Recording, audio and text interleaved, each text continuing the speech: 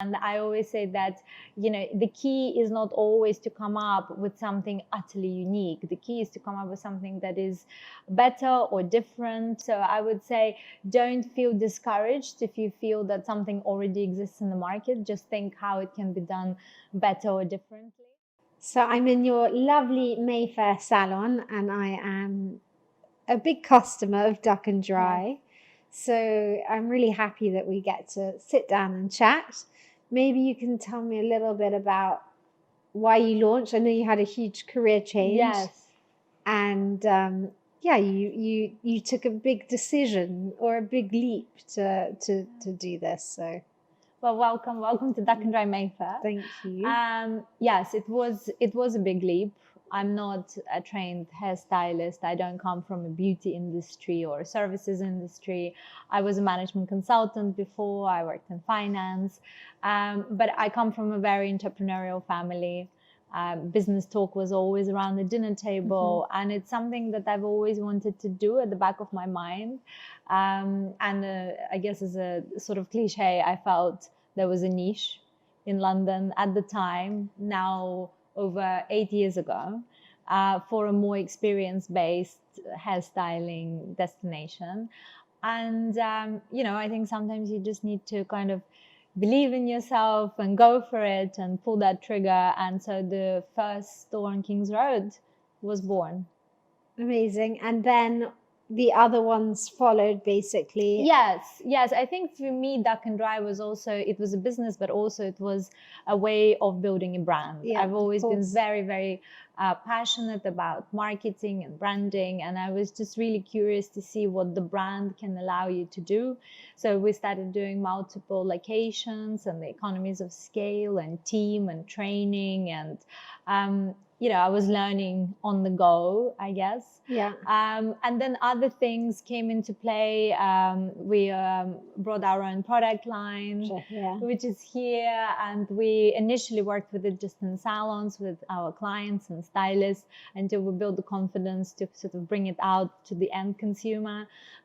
We've got our own software as well, all the salon kind of CRM system. So the franchising came through as well as one of the business pillars, as a unique brand and products and training. So I think the last 8 years I've spent experimenting with the brand, with my own abilities, with the team, and with the market. Sometimes you need to go where the consumer or the demand takes you. Yeah, and also you don't always know what's going to work or what's going to not work, but you were the first, and I feel like the only to still do kind of fast blow dries as well. I know you're doing so much more, but for kind of a busy woman or like me, I love it. I still, because in New York and in the US there was that a lot, but in London it still doesn't really exist. Yeah. And I have to say, like, I have a lot of hair and I don't know how your team still managed to turn around like my blow dry in 45 minutes or even 40 minutes. And when I go to another hairdresser, they're sweating, and now I'm 15 minutes later. So kudos to you for that. Maybe, tell me a little bit about the products, because obviously I've been through the journey. And tell me, about maybe the formulas or what's behind them, what your favorite one is, or I don't know, a little bit. Sure. No, of course. I mean, I think, as you mentioned, styling, I think it's a skill in itself. And in a lot of hair salons, the main event is the cut or the color. And I guess blow dries comes as a slight afterthought. Add-on, yeah. It's an add-on. It's not the main kind of service. And I think for us, that is the main event. Yeah. It's the styling. And with practice, of course, you get better, you get more specialized, you will work with different hair types, you understand clients better. But the product is an essential part of this process. Even if you have the best hair and the best stylist, especially for me, I've got quite fine hair. It drops quickly, it doesn't last. I think one of the scary things when the client says in the chair is no products, because you just know, it might drop in an hour. So we find that the products complement the skills of the stylist. And I was really passionate about them because I really saw the difference they make to my own hair, the volume, the texture, how long it lasts. And I think I was just curious to develop the line that can really stem from the expertise of Duck and Dry as a salon, but having that seamless hair experience, whether in salon or at home. And so the line was born. The first product was blow dry in the bottle. It's this one. And that's the name. The blow dry in the bottle is kind of our go all-round volume spray. And that took 32 formulations. Wow. So, we took it quite seriously because we also knew that these are the products we'll be working with in salons. If they didn't work, effectively, there is no business to be had. Of course, And I also really wanted the products to contain natural active ingredients, be good for the hair, be good for the hair health, but they also needed to work. And we work with a brilliant lab that really takes that vision, and we test all the products in-house. We obviously have our own team of stylists. We've got regular clients that are happy to test and give feedback. We can do it across different hair types. So that research and development actually is quite fun. From the scent to the packaging and I think coming up with the idea of products is easier because we work with them day in and day out. We know what we're looking for. Of course. And I like the little speckled lids. Yes, it's like a speckled duck egg. So there is quite a lot of, I guess, thought behind it. The names are quite playful, but self-explanatory. And we find that a lot of women still find using hair products a bit complicated or scary. There is this myth that they make your hair heavy or sticky. And we really trying to break that barrier and lift the shampoo and conditioner routine to at least include one styling product for whatever your hair need is. Awesome. And in general, what would you say your biggest challenge or challenges have been since launching the brand? I think as loads of entrepreneurs will say, if you really truly knew, you might not do it at all. But I think the challenge has always been, I think team and running teams is difficult, and you find your own managerial kind of style, and you find people that come on board and stay throughout this process and feel as committed to the project as you are. But very often it's also about scaling, how to grow the brand from a single salon for the business to actually become a brand. And I think just kind of managing the day-to-day operations, I feel like as a founder and CEO, I tend to be told about all the negatives. So it's constantly putting out the fires. But sometimes I would go to a dinner party and meet somebody who's a genuine client, and I still get just as excited as I did on day one.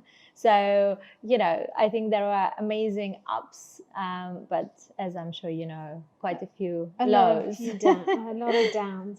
But I think you learned to be very resilient. Yes. And, right, what would have phased you or really broken you at the beginning or when you started wouldn't even scratch the surface now. You're just You grow, you develop a thicker skin. Of course, the pandemic was a difficult period for services, and the Brexit and all the kind of repercussions of that. So you just become a bit thicker skinned. Yeah. So given that it's International Women's Month and we're celebrating women, maybe you can tell me a little bit about whether you've experienced personally any challenges being a woman in business or in your career, because I know you've had a career as well in a quite predominantly male environment before as well. Sure. Of course, beauty is a very female-oriented industry, and Duck and Dry is very much run by women and for women.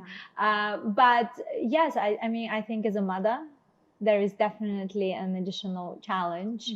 I've had 2 children in the 8 years of Duck and Dry, so I technically have 3. And I think you just learn to juggle. I never discourage anybody from either or. It is absolutely possible, but just a little bit more juggling to go around.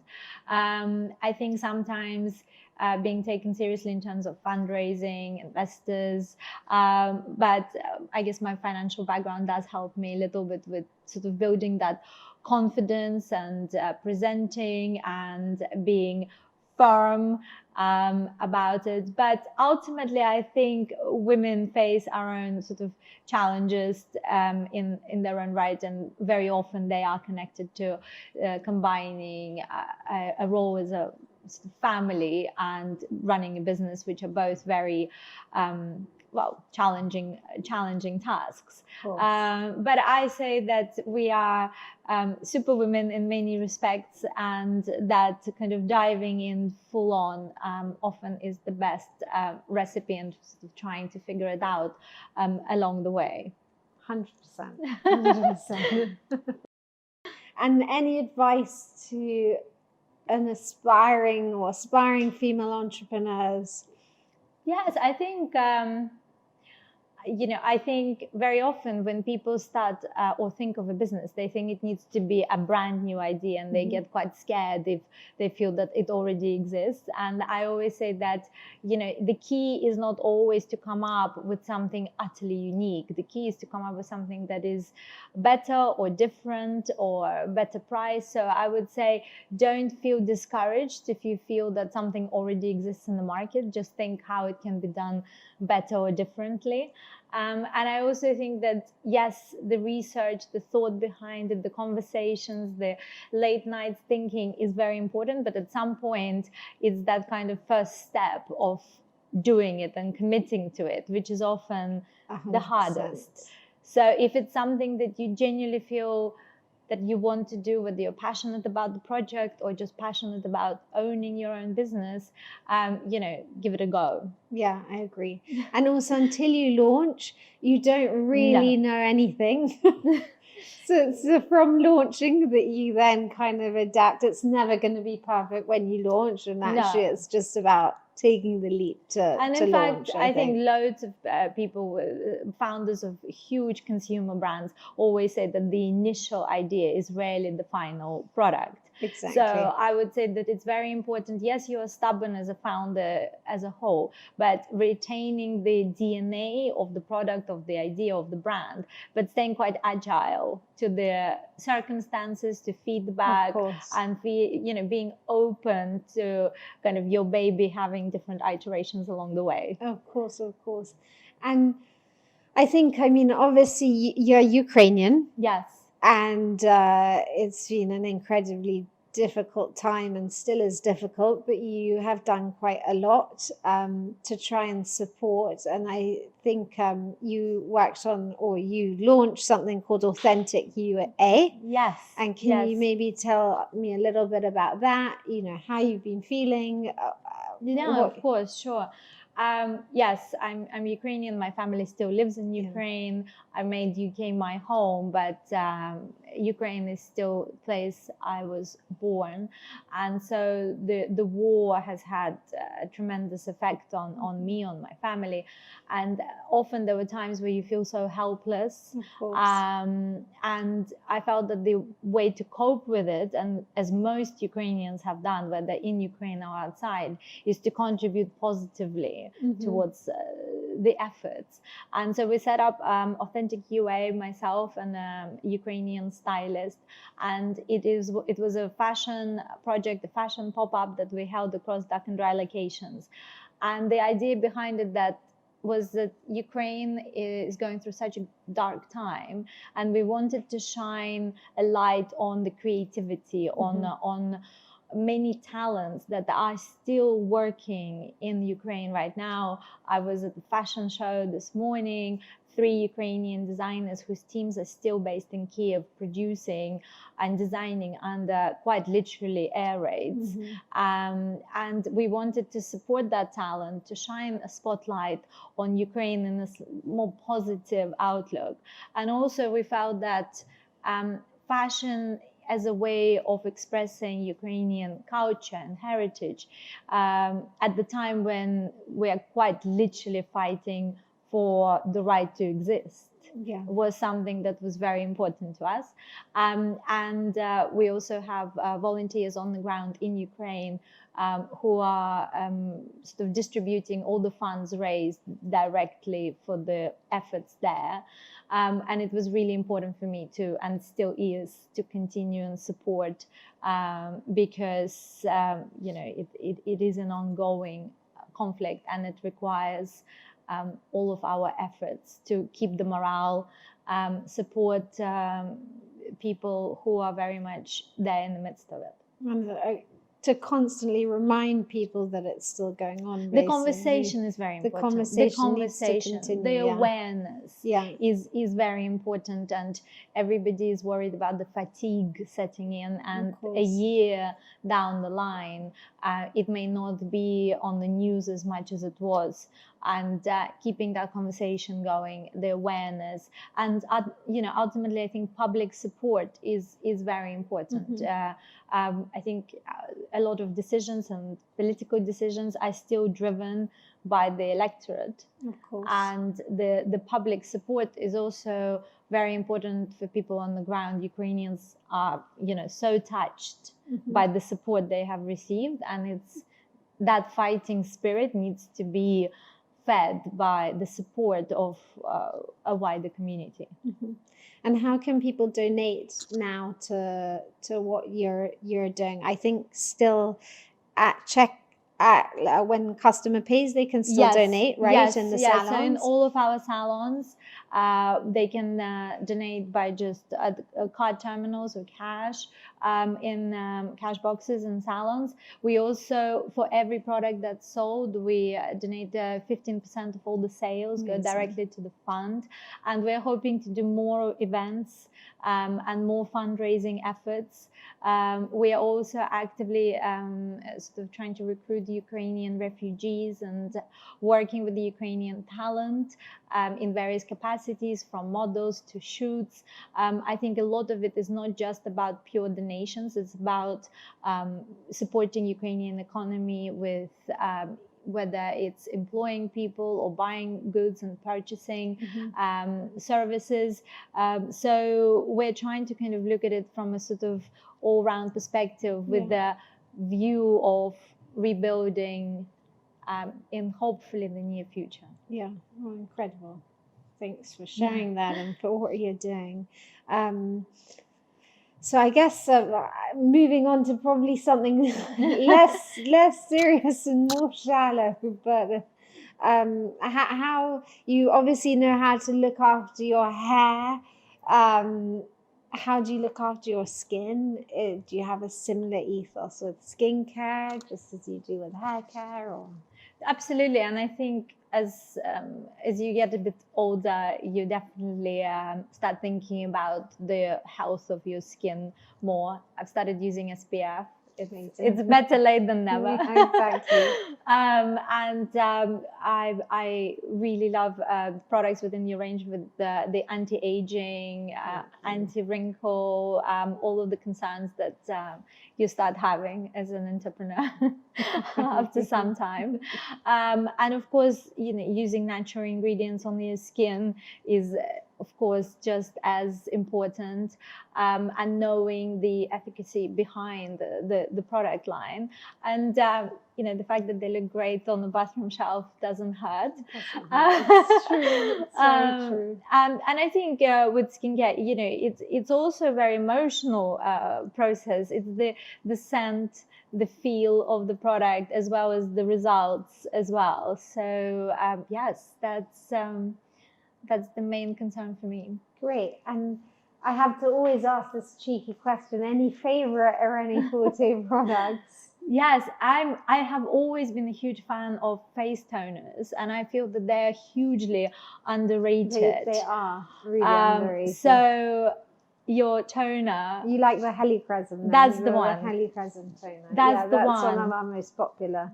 Got hyaluronic acid, healing helicrescence. It's very plumping, hydrating. I feel that it really helps with the pores, and the skin feels clean and fresh before applying a moisturizer, and the prickly pear moisturizer is amazing. It's wonderful. Thank you. And prickly pears, that is just such a fun It's fun product. I've recently discovered it on my travels in Italy. And believe it or not, I didn't know that you can eat them, you can make gelato with it, and it's just it's got so many natural actives. It's packed with it. So it's a superfood now. It One is. of the latest superfoods is prickly pear. It's also considered kind of the plant version of hyaluronic acid. So it's very hydrating, but also healing. So no, it's a very good ingredient, and all over Sicily. yes, So hence why I started using it. I was very excited about that product in particular, and I really enjoyed using it. Oh, well, thank you so much for taking the time to chat. And thank you. Really appreciate it. And come back to Duck and Dry. I will. Thank you.